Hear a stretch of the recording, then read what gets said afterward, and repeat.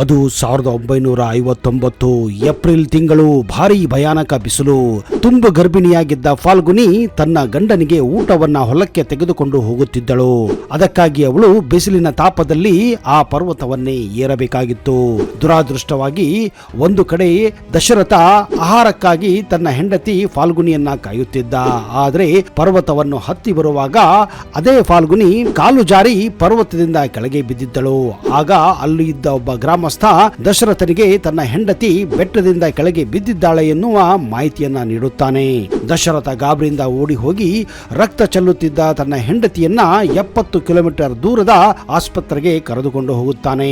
ಆಸ್ಪತ್ರೆಯಲ್ಲಿ ಚಿಕಿತ್ಸೆ ಮುಂದುವರಿಸುತ್ತಾರೆ. ಆದ್ರೆ ದುರಾದೃಷ್ಟ, ಫಾಲ್ಗುನಿ ಮಾತ್ರ ಉಳಿಯುವುದಿಲ್ಲ. ಆದ್ರೆ ಹೆಣ್ಣು ಮಗುವಿಗೆ ಜನ್ಮ ಕೊಟ್ಟು ಅವಳು ಸಾವನ್ನಪ್ಪಿದ್ದಳು.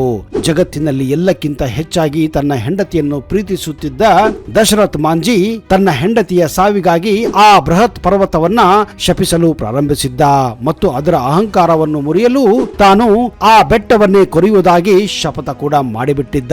ತನ್ನ ಪ್ರೀತಿಯ ಹೆಂಡತಿಯ ನೆನಪಿಗಾಗಿ ಮಾಂಜಿ ಒಂದು ಸುತ್ತಿಗೆ ಮತ್ತು ಉಳಿ ತೆಗೆದುಕೊಂಡು ಕಠಿಣ ಮತ್ತು ಬಹುತೇಕ ಅಸಾಧ್ಯವಾದ ಕಾರ್ಯಾಚರಣೆಯನ್ನ ಪ್ರಾರಂಭಿಸಿಯೇ ಬಿಟ್ಟಿದ್ದ. ತನ್ನ ಹೆಂಡತಿಯಂತೆ ಬೇರೆ ಯಾರೂ ಕೂಡ ಬಳಲಬಾರದು, ಯಾರು ಕೂಡ ಸಾವನ್ನು ಅಪ್ಪಬಾರದು ಎಂದು ಆ ಮಾರ್ಗವನ್ನು ರೂಪಿಸಲು ನಿರ್ಧಾರ ಮಾಡಿದ್ದ. ಹಳ್ಳಿಗರು ಹಾಗೂ ದಶರಥ ಮಾಂಜಿಯ ತಂದೆ ಕೂಡ ದೊಡ್ಡ ಪರ್ವತವನ್ನು ಸವಾಲು ಮಾಡಿದ್ದಕ್ಕಾಗಿ ಅವನನ್ನ ಅಪಹಾಸ್ಯ ಮಾಡಿ ನಕ್ಕಿದ್ದರು. ಆದ್ರೆ ಮಾಂಜಿ ಮಾತ್ರ ತಮ್ಮ ದೃಢ ನಿರ್ಧಾರವನ್ನ ಪ್ರಕಟಿಸಿಯಾಗಿತ್ತು. ಹೌದು ಸ್ನೇಹಿತರೆ, ಆತನೇ ಭಾರತದ ಮೌಂಟೇನ್ ಮ್ಯಾನ್ ದಶರಥ್ ಮಾಂಜಿ. ಇಡೀ ಬೆಟ್ಟವನ್ನ ಏಕಾಂಗಿಯಾಗಿ ಕೊರೆದ ಧೀರ. ಬರೋಬ್ಬರಿ 22 ವರ್ಷಗಳ ಕಾಲ ಕಲ್ಲಿನ ಪರ್ವತವನ್ನ ಏಕಾಂಗಿ ಕೊರೆದು ದಾರಿ ಮಾಡಿಕೊಟ್ಟಿದ್ದ. ಇದು ದಶರಥ್ ಮಾಂಜಿ ಎಂಬಾತನ ಸಾಹಸಗಾಥೆ.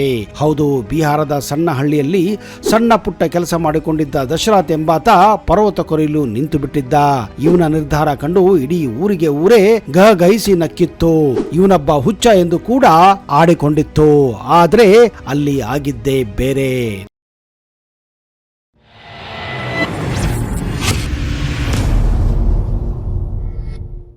ಯಾರು ಈ ದಶರಥ ಮಾಂಜಿ? ದಶರಥ್ ಮಾಂಜಿ ಬಿಹಾರದ ಗೆಲಟ್ ಗ್ರಾಮದಲ್ಲಿ ಆರ್ಥಿಕವಾಗಿ ಹಿಂದುಳಿದ ಕುಟುಂಬದಲ್ಲಿ 1934ರಲ್ಲಿ ಜನಿಸಿದ್ದರು. ಧನಬಾದ್ ಕಲ್ಲಿದ್ದಲು ಗಣಿಯಲ್ಲಿ ಕೆಲಸ ಮಾಡಲು ಅವರು ಚಿಕ್ಕ ವಯಸ್ಸಿನಲ್ಲಿ ಮನೆ ಬಿಟ್ಟು ಓಡಿ ಹೋಗುತ್ತಾರೆ. ವರ್ಷಗಳ ನಂತರ ಅವರು ತಮ್ಮ ಹಳ್ಳಿಗೆ ಹಿಂದಿರುಗುತ್ತಾರೆ. ಯಾಕಂದ್ರೆ ಅವರು ಪ್ರೀತಿಸಿದಂತಹ ಆ ಹುಡುಗಿಯನ್ನ ಮದುವೆಯಾಗಲು, ಅವಳೇ ಫಾಲ್ಗುನಿ ದೇವಿ. ಮುಂದೆ ಅವರ ಜೊತೆ ವಿವಾಹವನ್ನ ಸಂಪೂರ್ಣಗೊಳಿಸಿ ಸುಖ ಸಂಸಾರವನ್ನ ನಡೆಸುತ್ತಿದ್ದರು.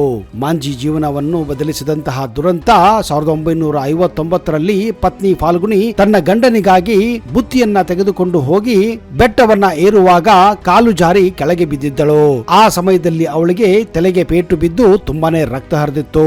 ಆದ್ರೆ ತಕ್ಕ ಸಮಯದಲ್ಲಿ ಆಕೆಗೆ ಆಸ್ಪತ್ರೆಗೆ ಸಾಗಿಸಲಾಗದೆ ಅವಳು ಸಾವನ್ನಪ್ಪಿದ್ದಳು. ಇಡೀ ಗ್ರಾಮಕ್ಕೆ ಶಾಪವಾಗಿದ್ದು ಆ ಭಯಾನಕ ಪರ್ವತಗಳು. ಇಡೀ ಗ್ರಾಮದ ಸುತ್ತಲೂ ಕಲ್ಲಿನ ಬೆಟ್ಟಗಳಿದ್ದವು. ರಸ್ತೆ ಈ ಪರ್ವತವನ್ನ ಸುತ್ತಿಕೊಂಡೇ ಹೋಗಬೇಕಾಗಿತ್ತು. ಇದು ಹಲವಾರು ಗಂಟೆಗಳ ಕಾಲ ಪ್ರಯಾಣದ ದಾರಿಯಾಗಿತ್ತು. ಹೀಗಾಗಿ ಆಕೆಗೆ ಚಿಕಿತ್ಸೆ ಸರಿಯಾದ ಸಮಯಕ್ಕೆ ಸಿಗದೆ ಕಾರಣ ಫಾಲ್ಗುನಿ ಸಾವನ್ನಪ್ಪಿದ್ದಳು. ಪತ್ನಿಯ ಸಾವಿನಿಂದ ಬೆಟ್ಟ ಕೊರೆಯಲು ನಿಂತ ದಶರಥ್ ಒಂದು ಬೆಟ್ಟ ಕೊರೆದು ತೆಗೆದರೆ ಹಲವಾರು ಕಿಲೋಮೀಟರ್ ದೂರದ ಮಾರ್ಗವನ್ನ ಕಡಿಮೆ ಮಾಡಬಹುದೆಂದು ದಶರಥ್ ಮಾಂಜಿ ಎಂದುಕೊಂಡಿದ್ದರು. ಒಂದು ಕೈಯಲ್ಲಿ ಸುತ್ತಿಗೆ, ಸಣ್ಣ ಆಯುಧ ಹಿಡಿದು ಪರ್ವತದ ಸಾಲಿನತ್ತ ಹೊರಟಿದ್ದ ಮಾಂಜಿ ಒಂದೆರಡು ದಿನ ಒಂದು ಬುಟ್ಟಿಯಷ್ಟು ಮಣ್ಣು ತೆಗೆಯುವಾಗ ಆ ಬಿಸಿಲಿಗೆ ಆತ ಕುಸಿದು ಬಿದ್ದಿದ್ದ. ಆದ್ರೆ ಛಲ ಬಿಟ್ಟಿರಲಿಲ್ಲ. ಗ್ರಾಮಸ್ಥರೆಲ್ಲ ಪತ್ನಿ ತೀರಿಕೊಂಡ ಬಳಿಕ ದಶರಥ್ ಮಾಂಜಿ ಮಾನಸಿಕ ರೋಗಿಯಾಗಿದ್ದಾನೆಂದು ಕೂಡ ಆಡಿಕೊಂಡಿದ್ದರು.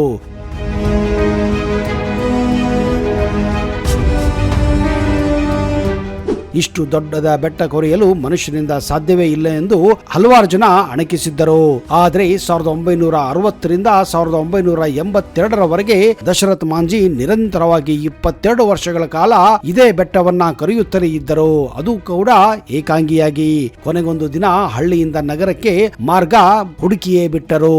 ಮಾಂಜಿ 360 ಅಡಿ ಉದ್ದ, 30 ಅಡಿ ಅಗಲದ ಬೆಟ್ಟದ ಮೂಲಕ ವಜ್ರಗಂಗ್ನಿಂದ ಅತ್ರಿ ನಡುವೆ ಮಾರ್ಗವನ್ನ ಕೊರೆದೇ ಬಿಟ್ಟಿದ್ದ. ಮಾಂಜಿ ಅವರ ಪ್ರಯತ್ನದಿಂದ ಈ ಮಾರ್ಗವು ಗಯಾ ಜಿಲ್ಲೆಯ ಅತ್ರಿ ಮತ್ತು ವಜ್ರಗಂಗ್ ವಲಯದ ನಡುವಿನ ಅಂತರವನ್ನ 55 ಕಿಲೋಮೀಟರ್ದಿಂದ ಕೇವಲ 15 ಕಿಲೋಮೀಟರ್ಗೆ ಇಳಿಸಿಬಿಟ್ಟಿತ್ತು. ಅವರ ಪ್ರಯತ್ನಗಳಾಗಿ ಅಪಹಾಸ್ಯ ಮಾಡಿದವರು ಮಾಂಜಿಯವರ ಕೆಲಸವನ್ನು ನೋಡಿ ಅವರನ್ನ ಶ್ಲಾಘಿಸಲು ಪ್ರಾರಂಭಿಸಿದ್ದರು. ಯಾಕಂದ್ರೆ ಆ ಹಳ್ಳಿಯ ಜೀವನ ಈಗ ಸುಲಭವಾಗಿತ್ತು. ನಿರಂತರ 22 ವರ್ಷ ಕಲ್ಲು ಕರೆದು ದಾರಿ ಮಾಡದ ಮಹಾತ್ಮನಿಗೆ ದುರಾದೃಷ್ಟವಾಗಿ ಕ್ಯಾನ್ಸರ್ ಆವರಿಸಿತ್ತು. ಆಗಸ್ಟ್ 17ನೇ ತಾರೀಕು 2007ರಂದು ಮಾಂಜಿ ಅವರು 73ನೇ ವಯಸ್ಸಿನಲ್ಲಿ ಗಾಲ್ ಮೂತ್ರಕೋಶದ ಕ್ಯಾನ್ಸರ್ನಿಂದ all India institute of medical science ಅಂದ್ರೆ ಏಮ್ಸ್ ನಲ್ಲಿ ನಿಧನ ಹೊಂದಿದ್ದರು. ಬಿಹಾರ್ ಸರ್ಕಾರವು ಅವರಿಗೆ ಸರ್ಕಾರಿ ಅಂತ್ಯಕ್ರಿಯೆಯನ್ನ ನೀಡಿತ್ತು.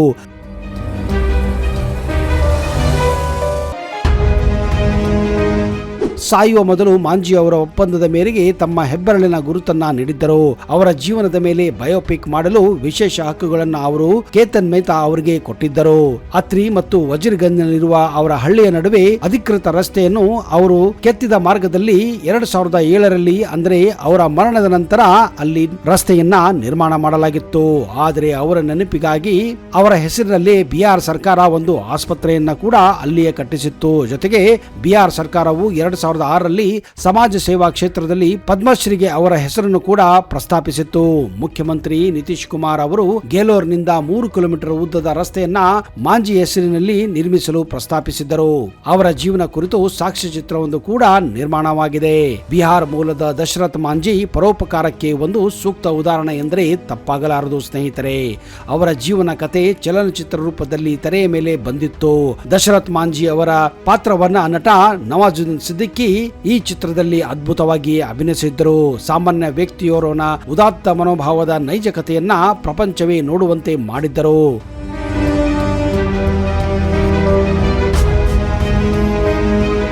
ಇದು ಬಿಹಾರದ ದಶರಥ್ ಮಾಂಜಿಯವರ ಕಥೆ. ಆದರೆ ಕರ್ನಾಟಕದ ಕಾರ್ಕಳದಲ್ಲಿಯೂ ಕೂಡ ಒಬ್ಬ ವ್ಯಕ್ತಿ ದಶರಥ್ ಮಾಂಜಿ ಹೋಲುವ ಪರೋಪಕಾರ ಕೆಲಸವನ್ನ ಮಾಡಿದ್ದಾರೆ. ಹಾರೆ ಪಿಕಾಸಿ ಹಿಡಿದು ನಿತ್ಯ ಶ್ರಮದಾನ, ಸುಮಾರು 500 ಮೀಟರ್ ರಸ್ತೆ ದುರಸ್ತಿ, ಸರ್ಕಾರದ ಕೆಲಸವನ್ನ ತಾವೇ ನಿರ್ವಹಿಸಿ ಮಾಡಿಸಿ ತೋರಿಸಿದ್ದಾರೆ. ಇದು ಮಾಳ ಗ್ರಾಮದ ಪೆರಡ್ಕಿ ಗಿರಿಜನ ಕಾಲೋನಿ ನಿವಾಸಿ ಗೋವಿಂದ್ ಮಲೆಕುಡಿಯವರ ಜೀವನ ಕ್ರಮ. ತಮ್ಮ ಕಾಲೋನಿಗೆ ಸಂಪರ್ಕಿಸಲು ಸರಿಯಾದ ರಸ್ತೆ ಇಲ್ಲದಿದ್ದು ಅರಿತು ಸ್ವಂತ ಹಾರೆ ಪಿಕಾಸಿ ಹಿಡಿದು ರಸ್ತೆ ಮಾಡುವ ಮೂಲಕ ಪರೋಪಕಾರಕ್ಕೆ ಉದಾಹರಣೆಯಾಗಿ ನಿಂತಿದ್ದಾರೆ. ಉಡುಪಿ ಜಿಲ್ಲೆಯ ಕಾರ್ಕಳ ತಾಲೂಕಿನ ಮಾಳ ಗ್ರಾಮದ ಗಿರಿಜನ ಕಾಲೋನಿ ಪೆರಡ್ಕದಲ್ಲಿ ಸುಮಾರು 25ಕ್ಕೂ ಹೆಚ್ಚು ಮನೆಗಳಿವೆ. ಆದರೆ ಅದನ್ನು ಸಂಪರ್ಕಿಸಲು ಒಂದು ಸರಿಯಾದ ರಸ್ತೆ ಕೂಡ ಇರಲಿಲ್ಲ. ಕೇವಲ ಕಾಲ್ನಡೆಗೆ ಸೀಮಿತವಾಗಿದ್ದ ರಸ್ತೆ ಅಭಿವೃದ್ಧಿಗಾಗಿ 1000 ಸಾರಿ ಸರ್ಕಾರಕ್ಕೆ ಮನವಿ ಮಾಡಿದರೂ ಯಾವ ಸರ್ಕಾರ ಕೂಡ ಸ್ಪಂದಿಸಿರಲಿಲ್ಲ. ಕೊನೆಗೆ ಬೇಸತ್ತು ತಾವೇ ರಸ್ತೆ ನಿರ್ಮಿಸಲು ಗೋವಿಂದ್ ಮಲೆಕುಡಿ ಅವರು ಮುಂದಾಗಿದ್ದರು. ಗಿರಿಜನ ಕಾಲೋನಿಯ ಬುಗಡಗುಂಡಿ 1ನೇ ವಾರ್ಡ್ ರಸ್ತೆಯವರೆಗೆ ಸುಮಾರು 1.5 ಕಿಲೋಮೀಟರ್ ವರೆಗೆ ಅವರೇ ಸ್ವಂತ ಶ್ರಮ ವಹಿಸಿ ರಸ್ತೆಯನ್ನ ನಿರ್ಮಾಣ ಮಾಡಿಕೊಟ್ಟಿದ್ದಾರೆ. ಜೊತೆಗೆ ಮಳೆಗಾಲದಲ್ಲಿ ನೀರು ಸರಾಗವಾಗಿ ಸಾಗಲು ಚರಂಡಿ ವ್ಯವಸ್ಥೆಯನ್ನು ಕೂಡ ಅವರೇ ಮಾಡಿದ್ದಾರೆ. ಪರಿಸರ ಪ್ರೇಮಿಯಾಗಿರುವ ಗೋವಿಂದ್ ಮಲೆಕುಡಿ ಕಳೆದ 30 ವರ್ಷಗಳಿಂದ ಕೂಲಿ ಕೆಲಸವನ್ನ ಮಾಡುತ್ತಿದ್ದಾರೆ. ಅರಣ್ಯ ಇಲಾಖೆಯ ಜೊತೆ ಪಶ್ಚಿಮ ಘಟ್ಟಗಳ ಸಾಲಿನಲ್ಲಿ ಗಿಡ ನೆಟ್ಟು ಪೋಷಿಸುತ್ತಿದ್ದಾರೆ.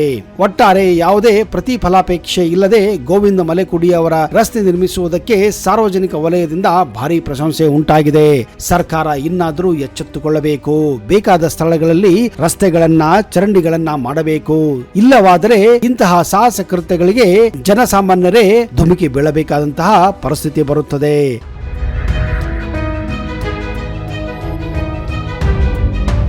ಸ್ನೇಹಿತರೆ, ನಿಜಕ್ಕೂ ನೀವು ಕೂಡ ಎಲ್ಲದಕ್ಕೂ ಸರ್ಕಾರದ ಮೇಲೆ ಭರವಸೆ ಇಟ್ಟು ಕೂತರೆ ಸರ್ಕಾರ ಏನು ಕೆಲಸ ಮಾಡುವುದಿಲ್ಲ. ಕೆಲವೊಮ್ಮೆ ನಾವೇ ಕೆಲಸವನ್ನ ಕೈಗೆತ್ತಿಕೊಳ್ಳಬೇಕಾಗುತ್ತದೆ. ಆದಷ್ಟು ಜನಸೇವೆಯನ್ನು ಮಾಡುವುದನ್ನ ನಾವು ಕೂಡ ಕಲಿಯಬಹುದು.